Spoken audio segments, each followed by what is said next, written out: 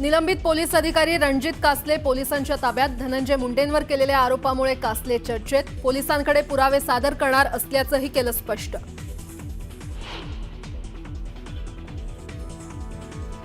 आम्ही हिंदू आहोत पण हिंदी नाही. शालेय शिक्षणात हिंदी सक्तीकरणाविरोधात मनसे आक्रमक. शिवाजी पार्कात मनसेची बॅनरबाजी.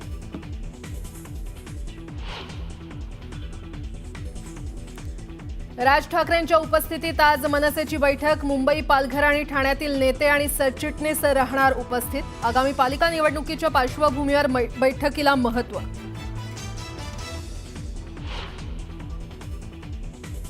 राज्यातील पाणी टंचाई आणि वाढत्या लोकसंख्येच्या मुद्द्यावरून अजितदादांची जोरदार टोलेबाजी.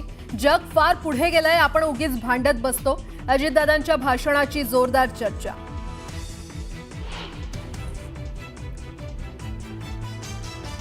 कृषी विभागातील बदल्यांचे अधिकार आता मुख्यमंत्र्यांकडे. वादग्रस्त वक्तव्यांमुळे माणिकराव कोकाटेंना चाप लावल्याची चर्चा. तर बदल्यांसंदर्भात नवे निकष जारी.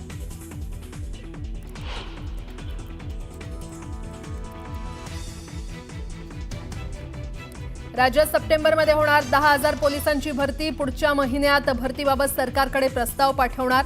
उमेदवारांना एका पदासाठी एकाच जिल्ह्यात करावा लागणार अर्ज.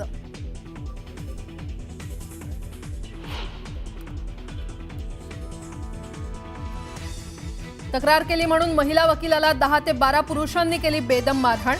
बीडच्या अंबाजोगाईमधील धक्कादायक घटना.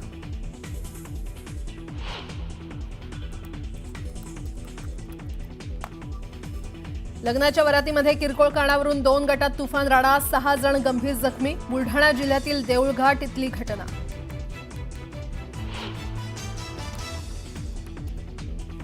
आणि बुलढाणा जिल्ह्यात केस गळती सुरूच. प्रशासनानं प्रकरण वाऱ्यावर सोडून दिल्याचा ग्रामस्थांचा आरोप.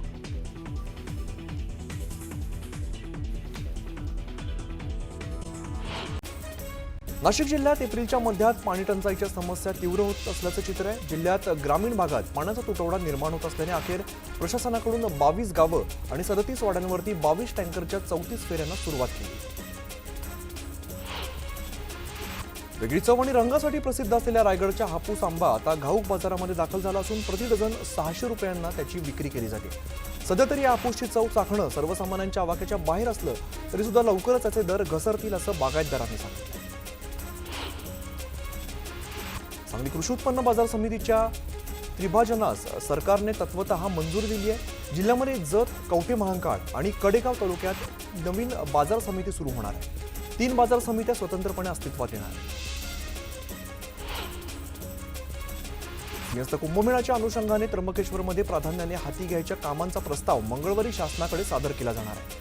तसंच राज्य मंत्रिमंडळाची बैठक 29 एप्रिलला चौंडी इकडे आयोजित करण्यात आली आहे. बैठकीमध्ये त्र्यंबकेश्वर विकास आराखड्याचं सादरीकरण केलं जाणार असल्याची माहिती सूत्रांनी दिली. सोलापूर जिल्ह्याची वरदायिनी असलेलं उजनी धरण शून्यावरती येणार. यंदा जिल्ह्यात चांगला पाऊस होऊन सुद्धा धरणातील पाणी झपाट्याने कमी झालंय. उजनी धरणावरती सोलापूर शहरासह पंढरपूर, सांगोला, मंगळवेढा यासह काही ग्रामपंचायतींच्या पाणी पुरवठ्याची विस्तार असणार आहे. राज्यातील सहकारी कारखान्यांमधून देय असलेल्या ऊसाचा रास्त आणि किफायतशीर दर, वाहतूक आणि तोडणी खर्च आणि कामगारांचं थकीत वेतन भागवण्यासाठी सरकारने 5,000 कोटींच्या सॉफ्ट लोनची मागणी केली. मात्र अद्याप याला प्रतिसाद मिळालेला नाही. पन्हाळा, ज्योतिबा, शिपेकरवाडी, सातेरी डोंगर, आपटी, मराठवाडी, नागदेववाडी या कोल्हापूर जिल्ह्यातील 8 गावांमध्ये असणारा भूस्खलनाचा धोका कमी करण्यासाठी उपाययोजना राबवण्यात येणार आहे. याकरता DPR तयार केला जाणार आहे. तांत्रिक सल्लागार संस्था नेमण्यासाठी गुरुवारी राज्य शासनाने 12 कोटी रुपयांच्या निधीला प्रशासकीय मान्यता दिली.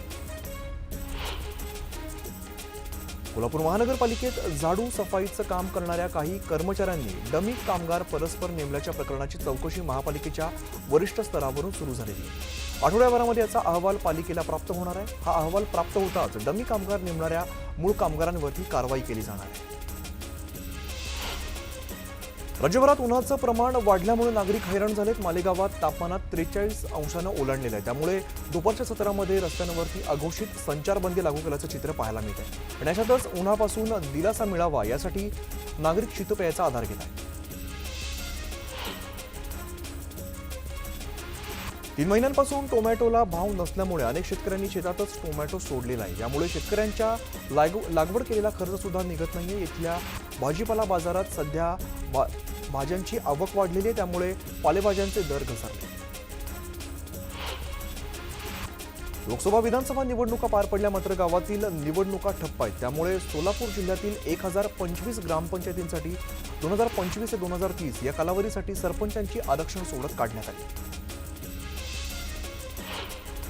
औद्योगिक क्षेत्र, विमानतळ, बंदरं आणि पर्यटन स्थळं आदींना जोडणाऱ्या आणि राज्याच्या उत्पादन क्षमतेत वाढ होईल अशा प्रकारे रस्त्यांच्या कामांचा प्राधान्यक्रम ठरवून कामं हाती घ्यावीत, अशी सूचना सार्वजनिक बांधकाम मंत्री शिवेंद्रराजे भोसलेंनी केली. राज्यातील पहिल्या 3 दिवसीय कोयना दौलत डोंगरी महोत्सवाची सांगता झाली. मराठी कलाकार साताऱ्यातील पाटण तालुक्यात आपली कलाकारी सादर करतात. यावेळेला पर्यटन मंत्री शंभूराज देसाई, नरेंद्र पाटील यांच्यासह अन्य नेते मंडळी हजर होते.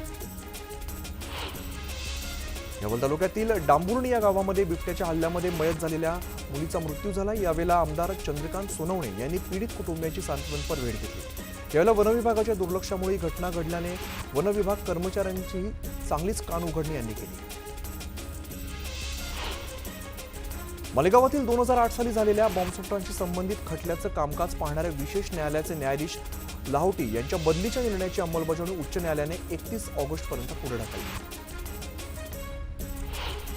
बुलढाण्याच्या देऊळ गावात लग्नाच्या वरातीत नाचणाऱ्या कारणावरून 2 गटांमध्ये तुफान लढा झाला. यावेळेला 6 जण गंभीर जखमी झाले.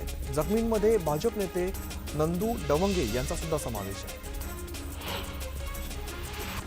सिंधुदुर्गातील ग्रामपंचायतमध्ये भ्रष्टाचार होत असल्याचा आरोप केल्याच्या रागातून नयना सावंत आणि वैभव सावंतांना मारहाण करण्यात आली आहे. उपसरपंचांनी मारहाण केल्याचा आरोप केला जातोय, तर पोलिसांनी या प्रकरणात हस्तक्षेप केला नाही, तर सिंधुदुर्गची बीडच्या दिशेने वाटचाल होती असा आरोप वैभव नाईक यांनी केलाय. तर याबाबत 7 जणांविरोधात गुन्हा दाखल केला असून कोणालाही अटक केलेली नाही. बुलढाणा जिल्ह्यात 4 महिने उलटून देखील केस गळतीची लागण सुरू असल्याची धक्कादायक माहिती समोर आली. अनेक गावकऱ्यांना केस गळतीच्या आजाराची लागण झाली आहे. अद्याप केस गळती सुरू आहे, मात्र प्रशासनाकडून केस गळती प्रकरण वाऱ्यावर सोडून देण्यात आल्याचा आरोप नागरिकांनी केला.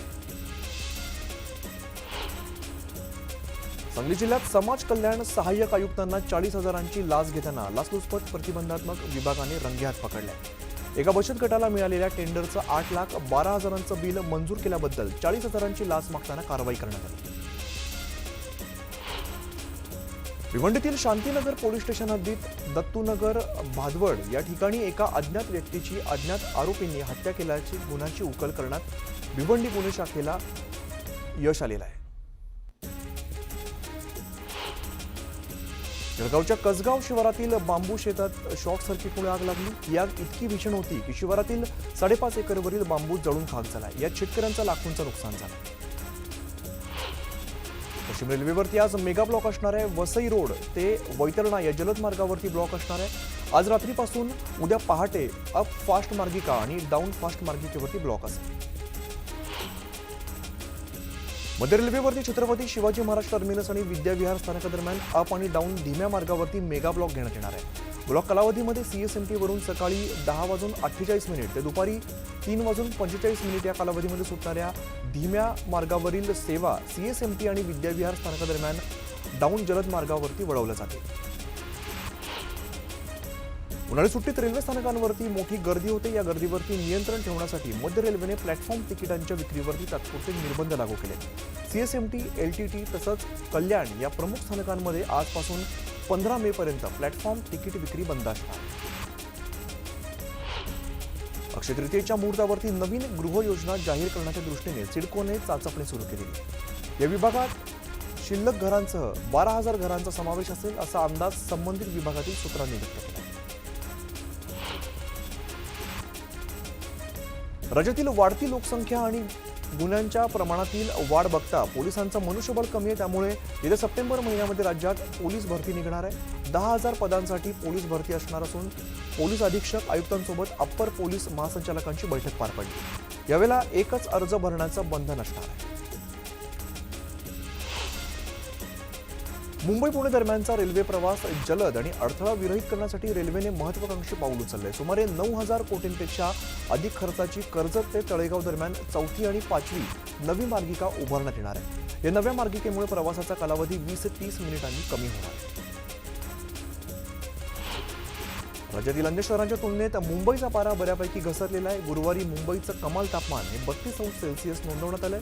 तरी सुद्धा आर्द्रता अधिक असल्यामुळे मुंबईकर उकाड्यामुळे हैराण झाले. पुढील 24 तासात मराठवाड्यात उष्ण आणि दमट परिस्थिती राहील असा अंदाज मुंबई वेधशाळेनं वर्तवलाय. तसंच मुंबईमध्ये ढगाळ वातावरण आणि विदर्भात अवकाळी पाऊस पडेल असा अंदाज हवामान विभागानं वर्तवलाय. पुणे शहर आणि परिसरात उन्हाच्या तीव्र झळा, वाढलेला उष्मा असं वातावरण आणखीन काही दिवस सहन करावं लागणार आहे. सध्या उष्णतेची लाट सदृश्य स्थिती निर्माण झाली असून पुढील 4 ते 5 दिवस कमाल तापमान हे 40 ते 42 अंश सेल्सिअस राहणार आहे. 22 एप्रिल नंतर तापमानात किंचित घट होण्याची शक्यता वर्तवली जाते. वाढत्या वातावरणाचा नवी मुंबईकरांना त्रास सहन करावा लागतोय. ताप, सर्दी, खोकल्याचे रुग्ण वाढत आहेत. लहान मुलांसह ज्येष्ठांमध्ये ताप, सर्दी, खोकल्याचे सर्वाधिक रुग्ण दिसून येत आहेत. त्यामुळे नागरिकांना काळजी घेण्याचं आवाहन केलं जात आहे. मुंबईकरांच्या पिण्याच्या पाण्याची गरज पूर्ण करण्यासाठी महत्त्वाच्या असणाऱ्या गारकाई धरणाच्या कामासाठी आवश्यक वन्यजीव आणि पर्यावरणविषयक बाबींना मुख्यमंत्री फडणवीस यांनी मंजुरी दिली. थकीत पाणीपट्टी वसुलीसाठी राबवलेली अभय योजना 1 एप्रिलपासून बंद करण्यात आली. त्यामुळे थकबाकीदारांना आता 2% अतिरिक्त शुल्क आकारण्याचा निर्णय पालिकेनं घेतला आहे. सिडकोच्या तळोजा, खारकोपर, बामणडोंगरी आणि द्रोणागिरी या नवी मुंबईच्या वसाहती झपाट्याने विकसित होणारे शहरी परिवर्तनाचा केंद्रबिंदू ठरत आहे. या परिवर्तनामागे सिडकोने दूरदृष्टीने आखलेले पायाभूत सुविधांचे प्रकल्प हे मुख्य कारण ठरत आहे. तळोजा आणि खारकोपरमध्ये मेट्रो स्थानकं आणि ट्रान्सपोर्ट हब उभारण्यात येत आहेत, अशी माहिती सिडकोचे उपाध्यक्ष तथा व्यवस्थापकीय संचालक विजय सिंघल यांनी दिली. मुंबई पालिकेने रखडलेल्या पुलांच्या कामांना गती दिली असून विक्रोळी पूल, अंधेरीतील गोखले पुलाचं काम अंतिम टप्प्यामध्ये आलंय. मे महिन्याच्या शेवटच्या आठवड्यामध्ये हा पूल खुला करण्याचं नियोजन पालिकेनं केलंय. खासगी वाहतुकीला टक्कर देण्यासाठी एसटी महामंडळाने मोठ्या थाटात एसटीच्या ताफ्यामध्ये शिवशाही बस दाखल केल्यात. मात्र आता ऐन उन्हाळ्यात जादा पैसे मोजून सुद्धा बहुतांश शिवशाहीतील वातानुकूलित यंत्रणा बंद राहत असल्यामुळे प्रवासी घामाघूम होत आहेत.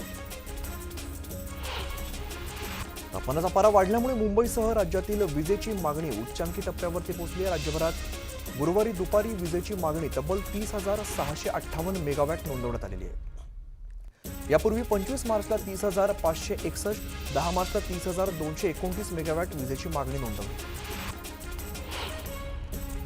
महावितरणने भांडूप परिमंडळात गेल्या आर्थिक वर्षात सिंगल फेजच्या 1,03,925 आणि 3 फेजच्या 19,011 अशा एकूण 1,22,936 नवीन वीज जोडण्या देण्यात आलेल्या आहेत. यामध्ये वाशी मंडल कार्यालयाअंतर्गत सर्वाधिक 52,472, ठाणे शहर अंतर्गत 33,657 आणि पेण कार्यालयाअंतर्गत 36,807 नवीन वीज जोडण्यांचा समावेश. मुंबईतील कोळीवाड्यांच्या पुनर्विकास करण्यासाठी चटई निर्देशांकामध्ये वाढ करण्याचा निर्णय सरकारनं घेतलाय. मात्र FSI कागदावरच आहे, त्यामुळे कोळी बांधवांचं मोठ्या घरात राहण्याचं स्वप्न अधांतरी आहे. मुंबईतील झोपड्यांसारखा पसारा जगात कुठे नाही, हे कुठेतरी थांबायला हवं. यासाठी आजचं अतिक्रमण उद्याच्या झोपड्या होऊ देऊ नका, असं उच्च न्यायालयाने गुरुवारी राज्य शासनाला बजावलं. महाराष्ट्र राज्य वन्यजीव मंडळाने नवी मुंबईतील पाम बीच मार्गावरील DPS तलाव फ्लेमिंगो संवर्धन राखीव म्हणून घोषित केलंय. मुख्यमंत्री देवेंद्र फडणवीस यांच्या अध्यक्षतेखाली झालेल्या बैठकीत हा निर्णय घेण्यात आलाय. या बैठकीत वनमंत्री गणेश नाईक यांच्यासह वरिष्ठ अधिकारी उपस्थित होते. सांस्कृतिक कार्य विभागातर्फे यंदाचा चित्रपती व्ही शांताराम जीवन गौरव पुरस्कार अभिनेते दिग्दर्शक महेश मांजरेकर यांना जाहीर झालाय. 10 लाख रुपये रोख, स्मृतिचिन्ह, मानपत्र आणि चांदीचं पदक असं पुरस्काराचं स्वरूप असणार आहे. सांस्कृतिक कार्यमंत्री आशिष शेलार यांनी घोषणा केली. इंस्टाग्राम आणि व्हॉट्सअप या कंपन्यांची खरेदी आपण त्यांचं मूल्य ओळखून केली, प्रतिस्पर्धा संपवण्यासाठी नव्हे, असा दावा मेटाचे CEO मार्क झुकेरबर्ग यांनी अमेरिकेच्या फेडरल कोर्टात केली. घरगुती घातक कचऱ्याच्या विल्हेवाटासाठी काही वर्षांपूर्वी शहर आणि उपनगरात 11 ठिकाणी महापालिकेने प्लाझ्मा मशीन बसवलेली आहे. पुढील वर्षभरासाठी या मशीनचं परिचालन आणि देखभालीसाठी आता नव्या संस्थेची नियुक्ती केली जाणार आहे. घनकचरा व्यवस्थापन विभागाने यासाठी निविदा प्रक्रिया सुरू केली. राष्ट्रीय आरोग्य अभियानांतर्गत चालवण्यात येणाऱ्या 102 रुग्णवाहिकांच्या इंधनासह विविध योजनांसाठी सार्वजनिक आरोग्य विभागाकडून बुधवारी 23 कोटी रुपये निधी उपलब्ध करून दिलेला आहे। यापैकी रुग्णवाहिकेच्या इंधनासाठी 10 कोटी 20 लाख रुपये तर अन्य योजनांसाठी उर्वरित निधी उपलब्ध असणार आहे। पुणे पालिकेत एकामागोमाग एक गैरव्यवहाराची प्रकरणं समोर येत आहेत। मर्जीतील ठेकेदाराच्या भल्यासाठी कोट्यवधींच्या निविदा काढल्या जात आहेत। तसंच प्रशासक काळामध्ये अनेक गोष्टी चुकीच्या पद्धतीनं होत असल्याचं पालकमंत्री अजित पवारांच्या उपस्थितीत बैठक घेतली जाईल अशी माहिती चंद्रकांत पाटील यांनी दिली। पुण्यात मोगरा महोत्सवाच्या निमित्ताने श्रीमंत दगडूशेठ हलवाई गणपतीला विविध रंगी फुलांनी सजवण्यात आले। यावेळेला लाडक्या गणरायाचं रूप डोळ्यांमध्ये साठवण्यासाठी पुणेकरांनी मोठी गर्दी केली। आपलं सरकार पोर्टलवरून सेवा देताना किंवा तक्रारी सोडवताना प्रशासकीय अधिकारी आणि कर्मचाऱ्यांकडून दिरंगाई होत असते। त्यामुळे आता आपलं सरकार पोर्टलवरील अधिसूचित सेवांमध्ये विलंब करणाऱ्या प्रशासकीय विभाग प्रमुखांवरती प्रतिदिन 1000 रुपये दंड आकारण्यात येणार आहे। पुणे महानगर परिवहन मंडळाच्या ताफ्यामध्ये महिनाभरापूर्वी दाखल झालेल्या 123 नव्या सीएनजी बस सदोष असल्यास त्यांच्या सेवा संचलनातून बंद करण्यात आलेल्या आहेत। सर्व बस संबंधित कंपन्यांकडे माघारी पाठवण्यात आल्या असून बसमधील तांत्रिक अडचणी दूर केल्यानंतरच या मार्गांवरती सोडण्याचा निर्णय पीएमपी प्रशासनाने घेतला आहे। पुण्यातील वाहतूक कोंडी सोडवण्याच्या दृष्टीने उपयुक्त ठरणाऱ्या पूर्व रिंग रोडसाठी 30 हेक्टर जागेचं संपादन अद्याप सुद्धा बाकी असून हे काम महिनाअखेरपर्यंत पूर्ण करण्याची सूचना राज्य रस्ते विकास महामंडळाने जिल्हा प्रशासनाला केली। नवी मुंबई पालिकेच्या मालमत्ता करानंतर नगर रचना विभाग हा प्रमुख उत्पन्नाचा स्रोत आहे। नवी मुंबई पालिकेला 2024-25 या आर्थिक वर्षात 381 कोटी 98 लाखांचा महसूल प्राप्त झाला। पालिकेने अर्थसंकल्पामध्ये 305 कोटीचं टार्गेट ठेवलेलं आहे। मात्र पालिकेच्या टार्गेटपेक्षा 77 कोटींचा अधिकचा महसूल नगर विभागाने जमा केला आहे।